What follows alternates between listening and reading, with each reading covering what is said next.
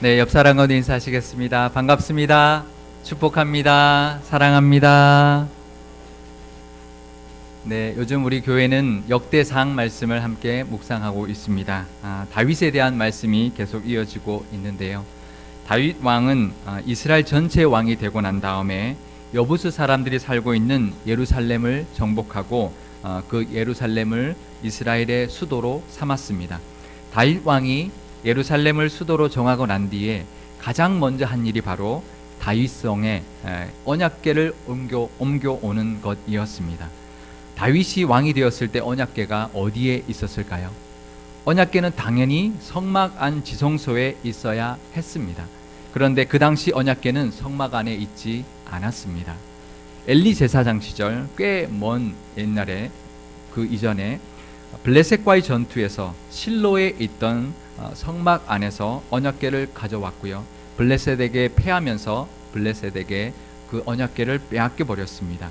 다행히 하나님께서 언약궤가 있는 그 블레셋 땅마다 재앙을 내리셨기 때문에 블레셋 사람들이 그 언약궤를 두려워하여서 자기들 손으로 언약궤를 이스라엘 땅으로 되돌려 보냈습니다.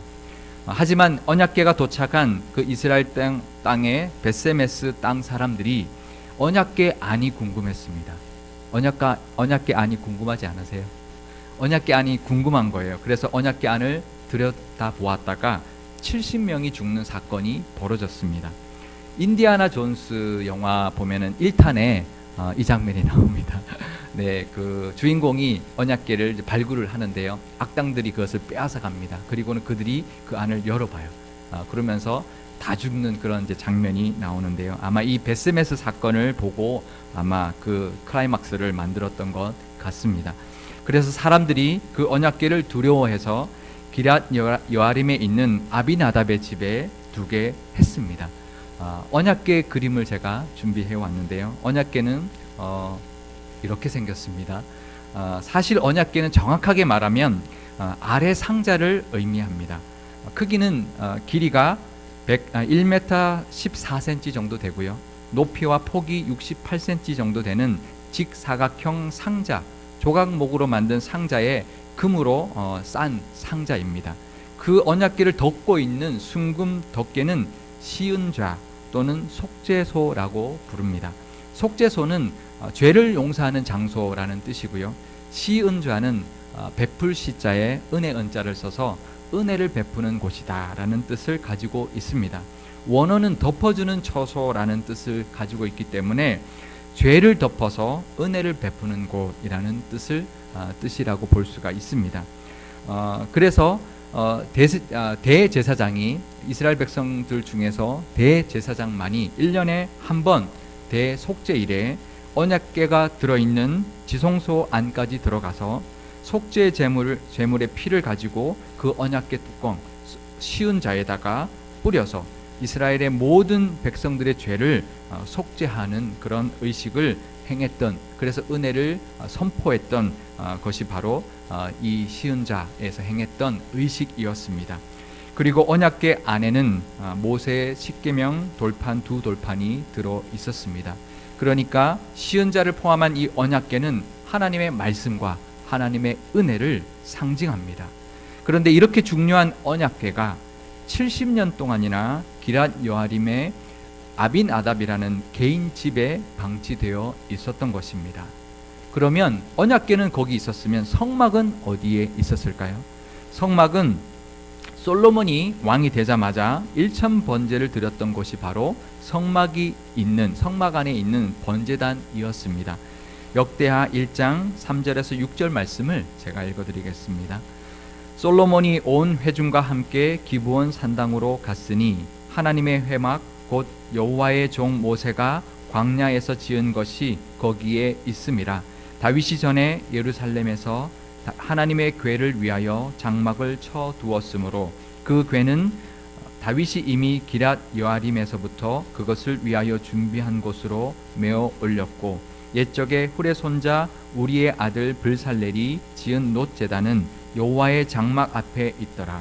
솔로몬이 회중과 더불어 나아가서 여호와 앞 곧 회막 앞에 있는 놋 제단에 솔로몬이 이르러 그 위에 1000마리 희생으로 번제를 드렸더라.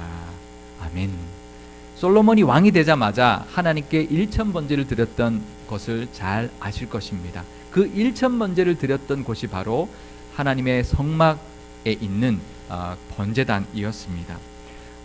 그런데 엘리 제사장 시절에는 실로에 있었던 성막이 그러면 이 솔로몬 왕 초기에는 기브온으로 옮겨져 있었다는 것을 알 수가 있죠. 사울 왕 시대에는 어디에 있었는지 정확하게 기록은 되어 있지 않지만 우리가 유추해 볼 수 있는 사건이 하나 있습니다. 그것은 바로 다윗이 사울 왕을 피하여 도망 다닐 때에 다윗이 놉에 있는 제사장에게 가서 하나님께 올렸던 진설병을 얻어먹는 장면이 나옵니다. 사무엘상 21장 6절 말씀을 제가 읽어드리겠습니다. 제사장이 그 거룩한 떡을 주었으니 거기는 진설병 곧 여호와 앞에서 물려낸 떡밖에 없었음이라. 이 떡은 더운 떡을 드리는 날에 물려낸 것이더라. 아멘. 성막에는 이 진설병을 올리는 떡상이 있고요. 또 향을 올리는 분향단이 있었습니다. 성소 안에 있었는데요. 그러니까 제사장이 늘 떡을 올렸다는 것이죠. 그 떡을, 더운 떡을 올리고 난 다음에 그 물렸던 그 떡을 제사장들이 먹었는데 그 떡밖에 없어서 다윗에게 그 떡을 나누어 줬다는 말은 그 놉에 성막이 있었다는 것을 우리가 유추해 볼 수 있습니다. 그러면 그 시절에 성막에는 성궤, 언약궤가 없었다는 것이죠. 성막에 언약궤가 없다는 것 이해가 되시나요?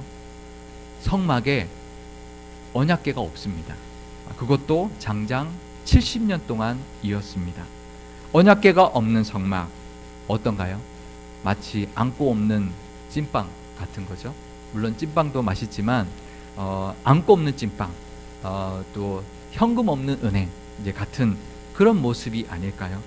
다윗에게 아히멜렉이라는 제사장이 하나님께 올렸던 진설병을 주었던 장면을 보면 여전히 그 성막에서는 날마다 하나님께 드려지는 의식이 행해졌다는 것을 알 수 있습니다. 하지만 성경에서는 사무엘 시대에도 그 언약궤가 이스라엘 땅으로 돌아와서 그 집에 있었던 그 한 개인의 아비나답의 집에 있었던 그 사무엘 시대나 사울왕 시대에도 언약궤가 없는 성막에서 이루어졌던 그 어떤 제사나 그 어떤 의식에 대한 언급이 성경에는 전혀 나타나지 않습니다. 물론 의식은 드렸겠죠.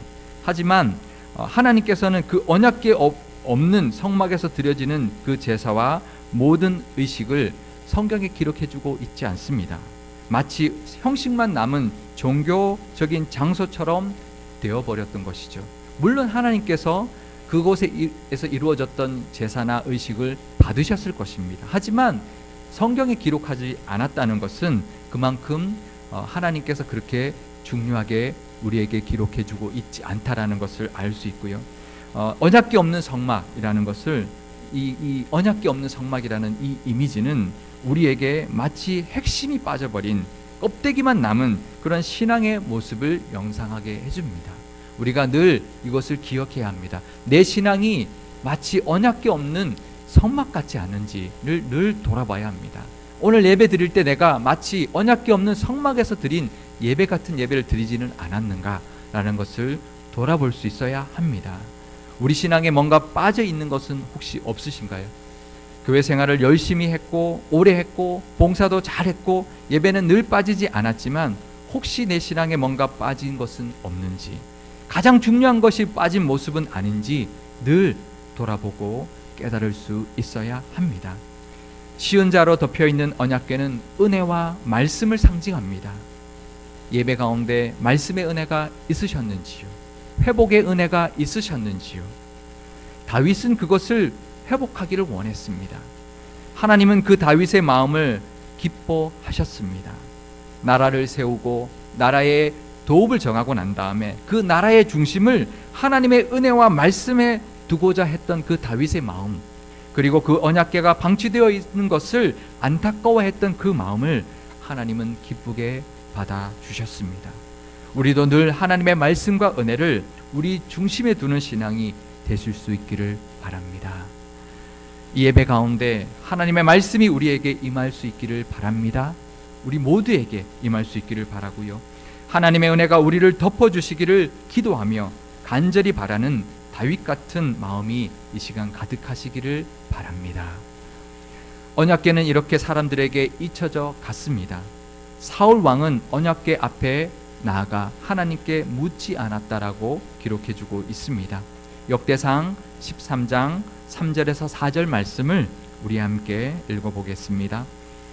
우리가 우리 하나님의 궤를 우리에게로 옮겨오자 사울 때에는 우리가 궤 앞에서 묻지 아니하였느니라 하매 뭇 백성의 눈이 이 일을 좋게 여김으로 온 회중이 그대로 행하겠다 한지라.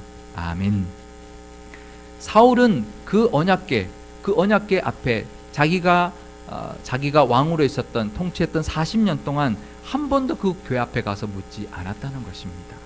그래서 다윗은 그 언약궤를 한 개인의 집에 방치되어 있는 것이 너무나 마음이 아팠고 이스라엘 온 회중을 모아서 이 언약궤를 예루살렘에 있는 다윗성으로 옮겨오자 했습니다. 온 이스라엘 백성들이 그 일을 좋게 여겼습니다. 하지만 다윗은 처음에 이 언약궤를 가져올 때 운반하는 법을 몰랐습니다. 그래서 언약궤를 수레에 싣고 오다가 그만 수레를 끄는 소가 날뛰면서 언약궤가 떨어질 뻔하였고 그것을 잡은 웃사가 그 자리에서 즉사하는 사건이 벌어졌습니다. 언약궤는 다시 오벳에돔이라는 개인의 집에 3개월이나 보관되어 있었습니다. 하나님께서는 그 기간 동안 오벳에돔의 집에 큰 복을 내려주셨습니다. 다윗은 우사의 죽음 때문에 그 언약궤를 가져오는 것을 꺼려하거나 두려워하지 않았고요. 3개월 동안 잘 준비하여서 끝내 그 언약궤를 다윗성으로 옮겨왔습니다. 역대상 15장 2절과 11절 12절 말씀을 제가 읽어드리겠습니다. 다윗이 이르되 레위 사람 외에는 하나님의 궤를 맬 수 없나니 이는 여호와께서 그들을 택하사 여호와의 궤를 메고 영원히 그를 섬기게 하셨음이라 하고 다윗이 제사장 사독과 아비아다를 부르고 또 레위 사람 우리엘과 아사야와 요엘과 스마야와 엘리엘과 암미나답을 불러 그들에게 이르되 너희는 레위 사람의 지도자이니 너희와 너희 형제는 몸을 성결하게 하고 내가 마련한 곳으로 이스라엘의 하나님 여호와의 궤를 메어 올리라. 아멘. 이제 다윗이 만반의 준비를 다 했습니다. 하나님께서 명령하신 방법대로 레위 지파의 고앗 자손들이 그 언약궤의 채를 꿰어서 어깨에 메고 언약궤를 무사히 다윗성으로 옮겨왔습니다. 그런데요, 다윗이 언약궤를 옮겨와서 다윗성에서 둔 곳은 성막이 아니었습니다. 역대상 15장 1절 말씀을 우리 함께 읽어보겠습니다. 다윗이 다윗성에서 자기를 위하여 궁전을 세우고 또 하나님의 궤를 둘 곳을 마련하고 그것을 위하여 장막을 치고. 다윗이 다윗성으로 언약궤를 옮겨와서 두었던 곳은 성막이 아니었습니다. 왜냐하면 아까 우리가 나눴던 것처럼 솔로몬이 왕이 되었을 때, 다윗 왕의 다음 왕인 솔로몬이 왕이 되었을 때 가서 제사를 1000번제를 드렸던 곳이 성막, 기본에 있는 성막이었기 때문에 다윗 왕 때에는 그 성막이 여전히 기본에 있었던 것이죠. 그러니 다윗이 언약궤를 옮겨와서 두었던 곳은 성막이 아니라 다윗이 따로 마련한 장막이었습니다. 다윗이 다윗성에 언약궤를 둘 장막을 마련했던 것이죠. 당연히 성막을 먼저 옮겨와서 그 성막 지성소 안에 그 언약궤를 두어야 하지 않았을까요? 왜 다윗은 성막을 옮겨오지 않고 자기가 따로 장막을 마련하여서 그 언약궤를 그곳에 두었을까요? 다윗은 성막을 가져올 생각이 없었습니다. 그것을 역대상 16장에 보면 알 수가 있는데요. 제가 읽어드리도록 하겠습니다. 역대상 16장 37절에서 40절 말씀입니다. 다윗이 아삽과 그의 형제를 여호와의 언약궤 앞에 있게 하며 항상 그 궤 앞에서 섬기게 하되 날마다 그 일대로 하게 하였고 오벳에돔과 그의 형제 68명과 여두둔의 아들 오벳에돔과 호사를 문지기로 삼았고 제사장 사독과 그의 형제 제사장들에게 기브온 산당에서 여호와의 성막 앞에 모시게 하여 항상 아침 저녁으로 번제단 위에 여호와께 번제를 드리되 여호와의 율법에 기록하여 이스라엘에게 명령하신 대로 다 준행하게 하였고. 아멘. 다윗 왕은 언약궤를 레위 지파들 사람들로 하여금 섬기게 했고요. 제사장들로 하여서는 기본에 있는 성막에서 하나님의 명령대로 매일 아침 저녁으로 번제를 드리게 하였습니다. 이것은 무엇이냐면 언약궤는 언약궤대로 따로, 성막은 성막대로 따로 섬기게 하였다는 것입니다. 왜 그랬을까요? 왜 다윗은 성막을 가져오지 않고 언약궤를 따로 두었을까요?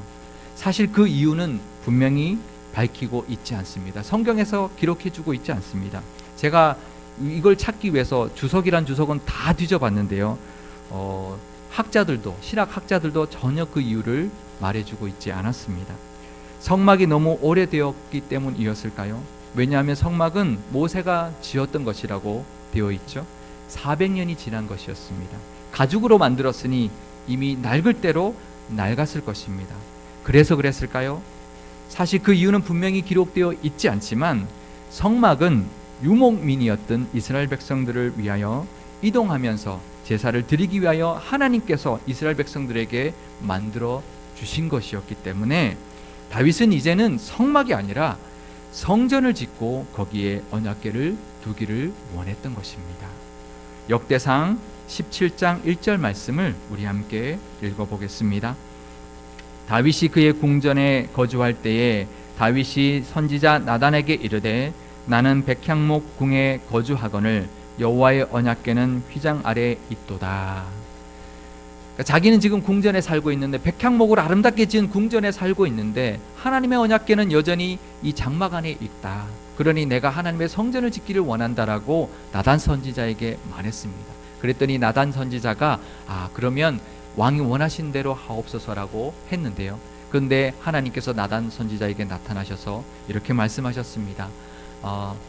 그 다윗이 그 하는 것은 기쁘게 내가 받았다. 하지만 다윗 손이 아니라 그의 아들 솔로몬의 손에 의해서 성전을 짓게 하고 그 나라를 굳건하게 할 것이다라고 약속까지 해주셨습니다. 다윗이 나라를 굳건하게 세웠습니다. 예루살렘이라는 수도도 정하고 그곳으로 언약궤를 옮겨왔습니다. 그리고는 다윗은 그 언약궤를 둘 성전을 짓고 싶었습니다. 하나님께 그 성전을 올려드리고 싶었습니다. 이제 성막의 시대가 아니라 성전의 시대가 되어야 한다는 것을 알았고요. 그래서 자신이 그 성전을 하나님께 지어드리기를 원했던 것입니다. 하나님께서는 그 다윗의 마음을 기쁘게 받으셨습니다. 다만 다윗의 손이 아니라 솔로몬의 손으로 짓게 하였던 것뿐이지 다윗의 그 마음을 하나님께서 기쁘게 받으셨고요. 약속까지 해 주셨습니다. 역대상 그 약속이 역대상 17장에 나오는데요. 역대상 17장 4절과 11절 12절 말씀을 제가 읽어드리겠습니다. 가서 내 종 다윗에게 말하기를 여호와의 말씀이 너는 내가 거할 집을 건축하지 말라. 내 생명의 연한이 차서 내가 조상들에게로 돌아가면 내가 내 뒤에 넷이 곧 내 아들 중 하나를 세우고 그 나라를 견고하게 하리니 그는 나를 위하여 집을 건축할 것이요 나는 그의 왕위를 영원히 견고하게 하리라. 아멘. 그래서 다윗은 성전 건축할 것을 모든 준비를 다 해두었습니다. 그래서 하나님의 뜻대로 그 아들 솔로몬이 성전을 건축하게 해주었습니다. 다윗은 성전 건축하기 위한 어떤 물자만 준비한 것이 아니었습니다. 성전에서 이루어질 모든 찬양대와 모든 그 예배 드릴 모든 준비를 다 해두었습니다. 그리고 솔로몬이 그것을 건축하고 언약궤를 그곳에 두고 하나님을 예배하고 하나님을 온전히 올려드릴 수 있는 그런 성전을 준비하는데 만반의 준비를 다 해주었습니다.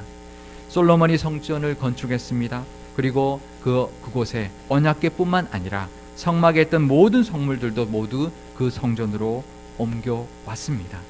열왕기상 8장 4절과 10절 11절 말씀을 우리 함께 읽어보겠습니다. 여호와의 궤와 회막과 성막 안에 모든 거룩한 기구들을 메고 올라가되 제사장과 레위 사람이 그것들을 메고 올라가매 제사장이 성소에서 나올 때에 구름이 여호와의 성전에 가득하매 제사장이 그 구름으로 말미암아 능히 서서 섬기지 못하였으니 이는 여호와의 영광이 여호와의 성전에 가득함이었더라. 아멘. 다윗은 성막의 시대에서 성전의 시대를 열었습니다. 우리 교회도 이제 새 시대로 나아가야 할 때입니다. 먼저 다윗이 언약궤를 옮겨오듯이 말씀과 은혜의 회복이 일어나야 할 것입니다. 그리고 온 백성이 기쁨으로 함께 언약궤를 옮겨오는데 동참했던 것처럼 말씀의 부흥과 은혜를 사모하는 것에 한 마음이 되어야 할 것입니다. 그리고 언약궤를 옮겨오는 것은 하나님의 방법대로 해야 했듯이 우리 교회의 회복도 하나님의 뜻대로 온전히 이루어져야 할 것입니다. 저는 이미 말씀과 은혜의 회복이 우리 교회에 일어나고 있다고 믿습니다. 믿으시죠? 이미 온 교회가 한 마음이 되어 하나님의 뜻대로 언약궤를 우리 가운데 옮겨왔다고 저는 생각합니다. 이제는 다윗처럼 여기서 한 발 더 나아가 상일교회의 새 시대를 준비하면 좋겠습니다. 하나님께서 어떻게 인도하실지는 모르겠지만 하나님께서 우리 교회를 새로운 시대로 이끌어가고 계시는 것이 분명합니다. 교회가 더 안정되고 부흥되면 분명 우리에게도 새 성전을 허락해 주실 것입니다. 새로운 성전의 시대로 나아갈 준비도 할 수 있으면 좋겠습니다. 하지만 성급하게 해서는 안 될 것입니다. 먼저 언약궤부터 우리 중심에 잘 있는지 늘 염두에 두어야 합니다. 성결함을 회복하고 하나님의 방법대로 교회를 잘 이끌어 나가야 할 것입니다. 그렇게 다윗처럼 새 시대를 잘 준비하여서 성막에 임했던 하나님의 영광이 솔로몬의 성전에 가득했던 것처럼 우리 교회의 새로운 시대에도 하나님의 영광이 가득하게 되기를 축복합니다. 그렇게 다윗과 솔로몬이 누렸던 영광을 다 받아 누리는 우리 상일교회와 상일교회의 모든 성도님들이 다 되실 수 있기를 주님의 이름으로 축원드립니다. 기도하시겠습니다.